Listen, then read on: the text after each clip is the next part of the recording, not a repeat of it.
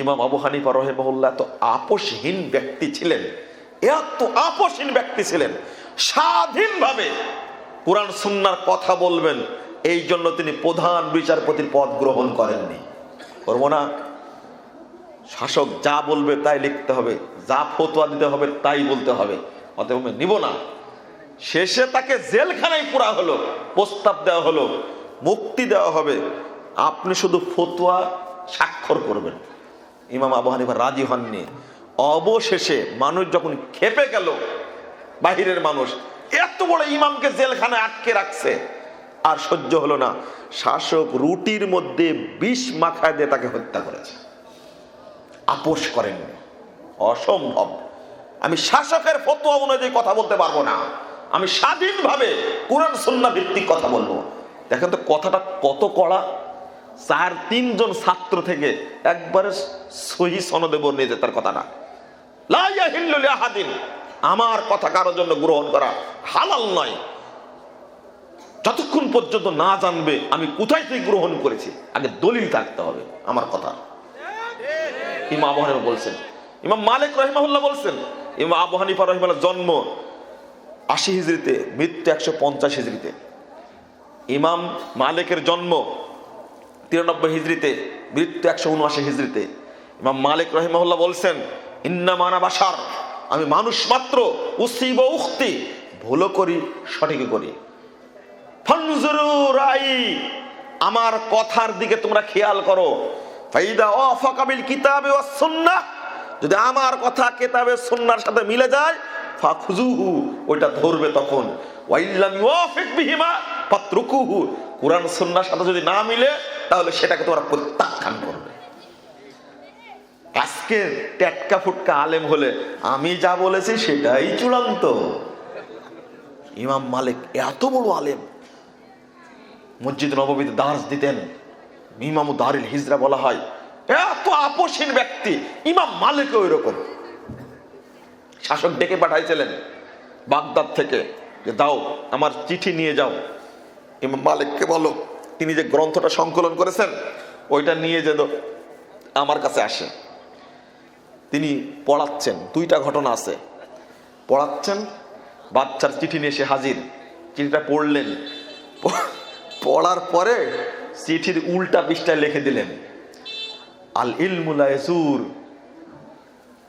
এলেম কখনো ভ্রমণ করে না, ইউজার, বরং এলেমের কাছে আসতে হয়।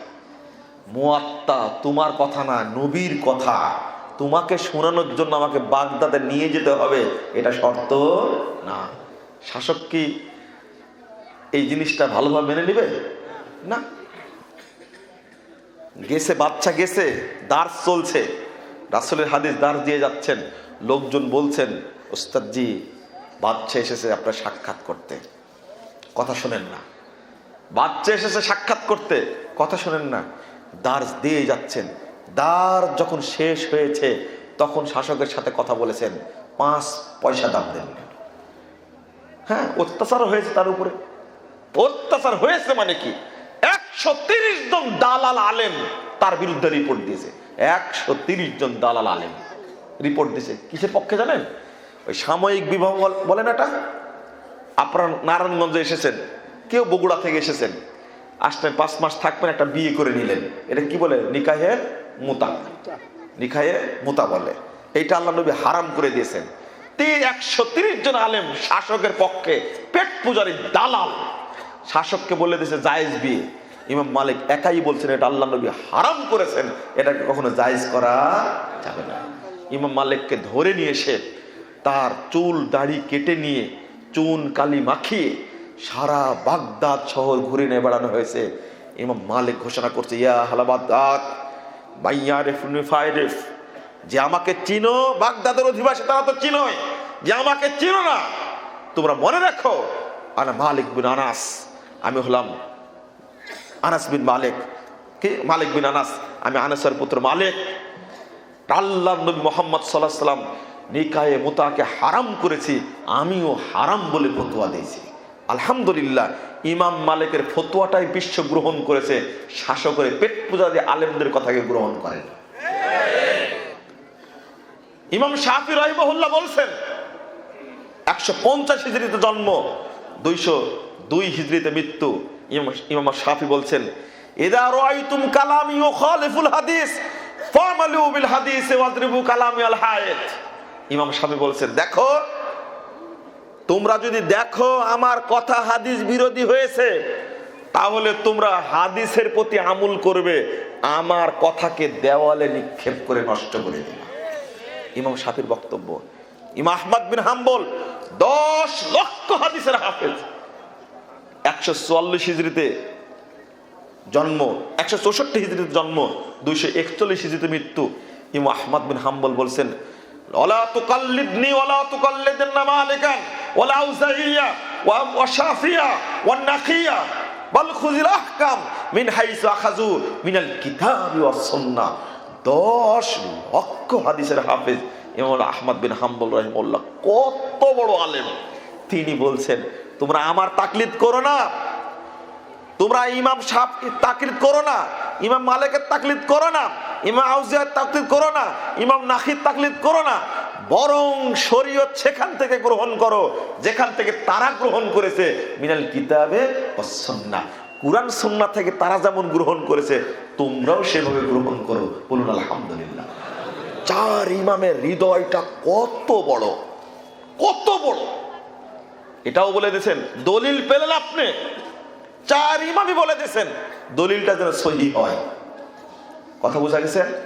আমি বোঝাতে চাইলাম শরীয়ত অনুসরণের পদ্ধতিটা কি, কি চমৎকার।